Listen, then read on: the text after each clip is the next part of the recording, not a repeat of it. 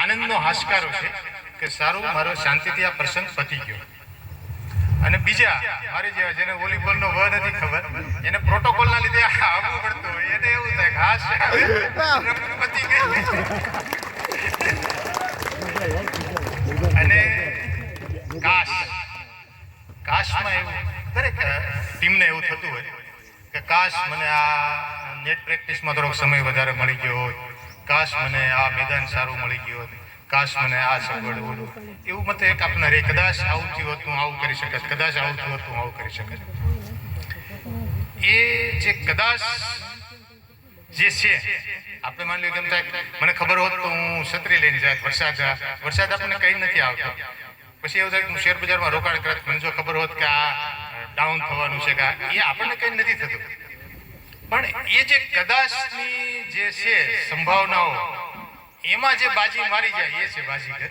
કદાચ આવું થશે રમતમાં, પળે પળે તમારે ચેલેન્જ આવતી હોય, એ ટાઈમે તમે સ્ટ્રેટેજી બનાવો અને તાત્કાલિક એનો અમલ કરો. બીજો બોલ આવે ત્યાં સુધીમાં તેનો અમલ થઈ ગયો હોય, તરત ચેન્જ કરીને આ કરી, મને બહુ જે ખ્યાલ નથી, પણ તમે જે સ્ટ્રેટેજી તાત્કાલિક બનાવો એ બને છે ચેમ્પિયન. સૌપ્રથમ તો winners champion team Ukai TPS ને મારા હાર્દિક અભિનંદન, જેમનું આઉટસ્ટેન્ડિંગ પરફોર્મન્સ અને જેમ કેપ્ટને કીધું એમ 14મું વર્ષ છે એટલે એમને ડિઝર્વ કરે છે. મારા અભિનંદન રનર્સઅપ વણાકબોરી, સ્ટ્રોંગ ફાઇટ આપી. આપણે શ્વાસ રોકાઈ જાય કે કદાચ વણાકબોરી કે યુટીપીએસ, વણાકબોરી યુટીપીએસ કોને સપોર્ટ કરવો, કેમ કે કોણ ચેમ્પિયન બનશે ખબર નથી. એટલે બંને ટીમે ખરેખર બહુ બેસ્ટ પરફોર્મન્સ આપ્યું છે. અભિનંદન દરેક ટીમને, દરેક ટીમના દરેક પ્લેયરને. જેમ સાહેબે કીધું ઓપનિંગમાં કે ભાઈ હાર જીત એ રમત એનો બહુ માયના નથી રાખતું, રમતમાં માયના રાખે છે તમે દરેક પ્લેયરે ઉત્સાહપૂર્વક ભાગ લીધો, ખેલદિલીપૂર્વક રમવું, એ મહત્વનું છે. આપણે મેં જે શરૂઆતમાં કીધું હતું કે ભાઈ 6 વસ્તુ છે જે આપણે પેલી એક તો હાર્મની કે બધા એક નેટ બનીને તમે રહ્યા, 6 જીસ્મ એક જાન બનીને એક સિંક્રોનાઇઝેશન. આજે જીતવા માટે નહીં, મેં તમને જે ટિપ્સ આપી હતી એ 100% ઉકાએ અમલ કર્યો એટલે ચેમ્પિયન બન્યા. 97.63% આપણે એમ બોલીએ ને એમ લાગે કે પરફેક્ટ હશે. 97.63% વળાકબરી અમલ કરે એટલે રનર્સઅપ છે. તો એ જે હાર્મની આ જાપાની ફિલોસોફી છે કે ભાઈ સિંક્રોનાઇઝેશન હોવું જોઈએ, ટીમ વર્ક હોવું જોઈએ, લીડરશિપ, એ તમે બતાવ્યું. પછી બીજું હતું કે તમે કોઈ પણ પરિસ્થિતિમાં સજ્જનતા તમારી જે છે એ ગુમાવતા નહીં. ત્રીજું હતું કે તમે બિગિનર્સ માઇન્ડથી રમજો. પછી બીજા 3 હતા કે ખેલદિલીપૂર્વક રમજો અને સ્પર્ધાત્મક મોડમાં કોમ્પિટિટિવ મોડ સાથે રમજો. અને છેલ્લું અને બહુ ઇમ્પોર્ટન્ટ એ હતું કે તમારું બેસ્ટ પરફોર્મન્સ આપજો, શ્રેષ્ઠ પ્રદર્શન કરજો. હવે જે આ શ્રેષ્ઠ પ્રદર્શન છે ને, આ બધી ટીમે બધું કર્યું છે. એ તો ખાલી મજાક કરું 100% 97%, પણ બધી ટીમે પોતાનું 100% આપ્યું છે.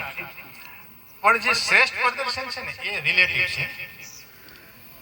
હું માની લો અત્યારે ઇંગ્લિશમાં ભાષણ આપવા માંડું, બરાબર, હું મારું શ્રેષ્ઠ આપું, પણ તમને હું પૂછું સમજાણો, તમે ના કાંઈ સમજાણું નહીં. એટલે એ મતલબ મારામાં જે છે એ મેં શ્રેષ્ઠ આપ્યું છે. પણ હવે સામેની ટીમ છે એ એમણે પણ શ્રેષ્ઠ આપ્યું હોય, બરાબર ને? તો શ્રેષ્ઠ છે એ રિલેટિવ છે. એટલે કોઈ ટીમે બહુ સારું રમ્યા કે કોઈ ટીમે પેલું એવું નથી. એની પાસે જે ટેલેન્ટ હતી, એની પાસે જે નેટ પ્રેક્ટિસનો સમય મળ્યો છે, એમને જે સગવડતાઓ મળી છે અલગ અલગ ટીપીએસમાં, જે માની લો કે એસપીએસ છે તો એવી બધી સગવડતાઓ નથી મળતી, એમણે એનું બેસ્ટ આપ્યું છે.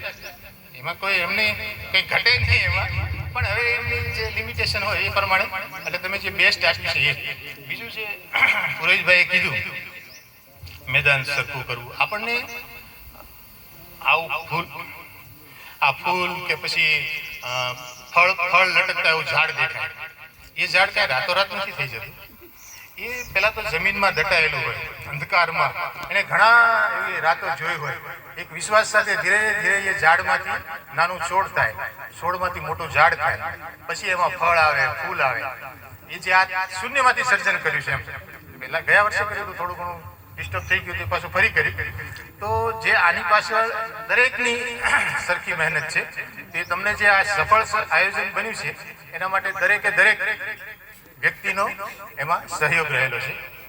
હવે ચેમ્પિયન હોય, જે આપણે કીધું બિગિનર્સ માઇન્ડથી, તો ચેમ્પિયન હોય, રનર્સઅપ હોય કે બીજી ટીમ, બધા હજુ પણ નેટ પ્રેક્ટિસ કરે, પોતાનું ઇમ્પ્રુવાઇઝ કરે અને નેશનલ લેવલે આપણી ટીમ હાજરી નોંધાવે, જીતે એવી શુભેચ્છા.